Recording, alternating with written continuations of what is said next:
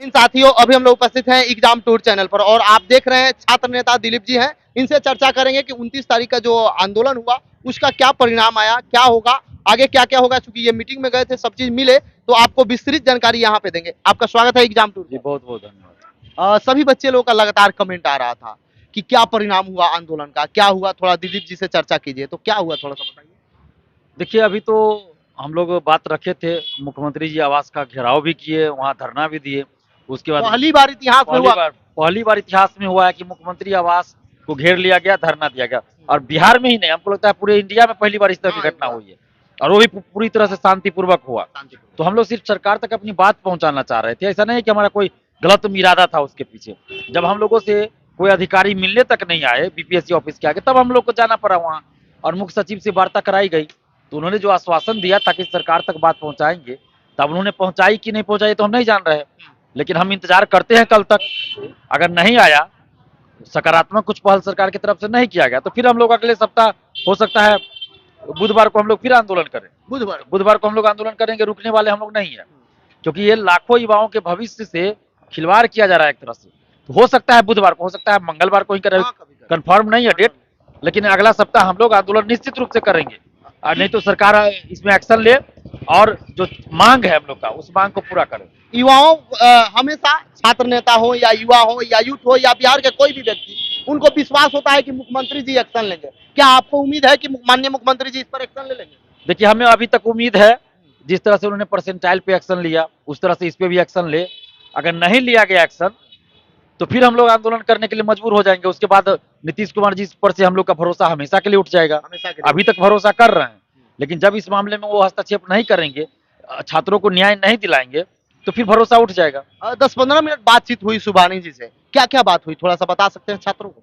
देखिए, बातचीत हुई सारे मुद्दों पे, बीपीएससी में जितना सुधार होना चाहिए, सिर्फ 67वीं पे ही नहीं, 68वीं के बारे में भी बात हुई। जो उनकी एक्सपर्ट टीम है उन सबको हटाने की भी बात हुई, हमें ये अमरिंदर कुमार को हटाने के लिए बात हुई। उसके बाद रिजल्ट में जो गड़बड़ी है पीडीएफ में, ओएमआर शीट में, उस पे मुद्दे पे बात हुई, पेपर लीक पे बात हुई। उसके बाद जो 9 क्वेश्चन का आंसर गलत है, उन मुद्दे, उस पे भी बात हुई। सभी मुद्दों पे हमने बात किया, विस्तार से उन्हें बताया, और उन्होंने सुना भी, और उन्होंने कहा कि हम सरकार तक, यानी मुख्यमंत्री जी तक बात पहुंचाएंगे। कोई समय भी दिए क्या आपको? ऐसा कोई समय तो नहीं दिया गया था, लेकिन हम लोग 72 घंटे का समय सरकार को दिए थे कि 72 घंटे के अंदर कुछ निर्णय लीजिए, क्योंकि एग्जाम भी 29, मेंस का फॉर्म भी भरा रहा है। तो आपको समय ज्यादा ये करने से क्या मतलब है, आप जल्दी डिसीजन लीजिए ना। ऐसा कोई, ये कोई ऐसा चीज नहीं है जिसमें कि आपको विशेष ये करना पड़ेगा, राष्ट्रीय सुरक्षा को खतरा है, ऐसा तो कुछ है नहीं। आप तो 2 मिनट में फैसला ले सकते हैं इस पे, तो जल्द डिसीजन लीजिए। तो अभी 72 घंटा कल पूरा हो जाएगा। अगर तब तक कोई फैसला सरकार नहीं लेती है, तो फिर हम लोग आंदोलन करने के लिए मजबूर हो। बीपीएससी विद्यार्थी लगातार कमेंट कर रहे हैं, कॉल कर रहे हैं, उनको आप क्या कहिएगा? उन लोगों से हम यही कहेंगे, जितने भी छात्र छात्रा हैं, कि आप लोग धैर्य रखिए, पढ़ाई कीजिए। और देखिए, हम लोग लड़ाई लड़ रहे हैं, परिणाम क्या होगा ये हम भी नहीं जानते। जिस तरह से परसेंटाइल सिस्टम पे हमें नहीं पता था कि क्या परिणाम है, हम सिर्फ लड़ाई लड़े।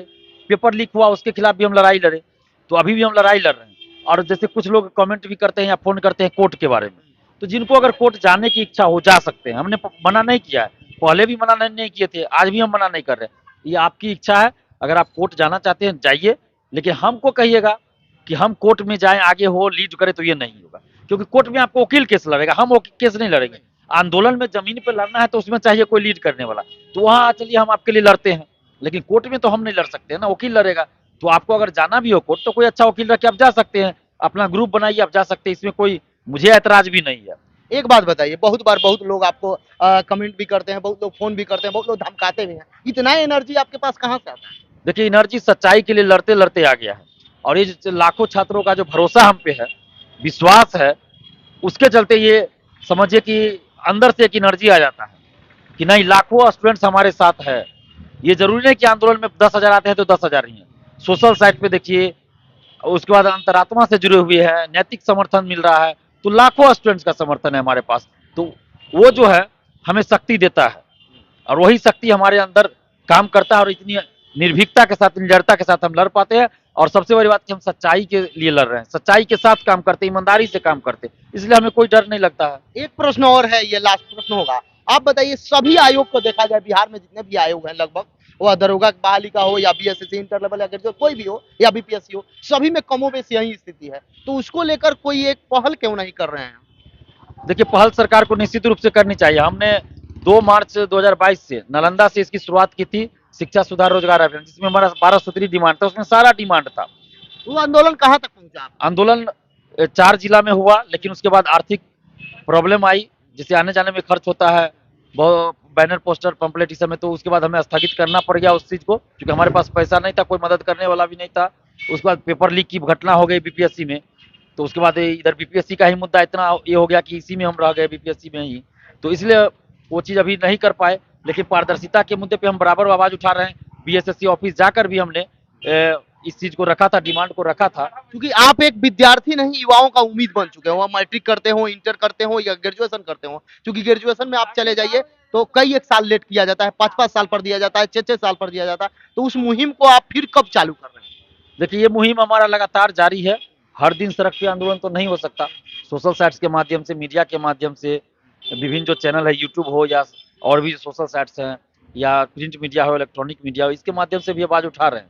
और जैसे ही बीपीएससी से थोड़ा-सा ये होता है, तो इसका मामला ये निपट जाता है, उसके बाद हम सारे मुद्दों को लेके फिर जिला भ्रमण पे जाएँगे। और अभी हम इलाज भी करवा रहे हैं, एम्स में मेरा इलाज भी चल रहा है। तो इसकी वजह से थोड़ा-सा हमें रुकना भी पड़ रहा है, क्योंकि हमें अभी हमको एम्स में रहना था। एम्स में रहना। लेकिन हम अभी आंदोलन के चलते, बीपीएससी के चलते, हम अभी यहाँ पटना में हैं।